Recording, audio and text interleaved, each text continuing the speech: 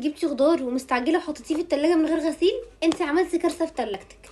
هقولك النهارده انت بتسببي في خطر قد ايه في تلاجتك. اولا، جبتي الخضار لازم فورا تغسليه. انت مستعجله ما تشتريهوش، ما تدخليهوش التلاجة. اولا الخضار بيبقى لسه بيتنفس، فما ينفعش تاخديه انت بكيسته تدخليه التلاجة، بيرجع بقى يدبل وينزل ميته والحاجات دي كلها. ما ينفعش. اغسلي الخضار ونشفيه كويس جدا، وما تنسيش تغسليه بالبرمنجانات زي ما قلتلك في الفيديو اللي فات. لو نسيتيه ارجعي لاول فيديو في السلسله. اغسليه ونشفيه كويس، بعد كده ابدأي دخليه التلاجة واحفظيه في علب.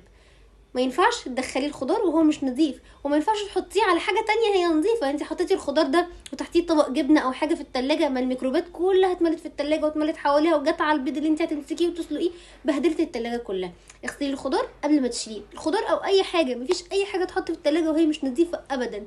حتى لو هتجمدي الاكل في الفريزر لازم تغسليه الاول وتكوني منضفاه عشان تطلعيه على الاكل على طول، على التسويه يعني، ما يتغسلش تاني.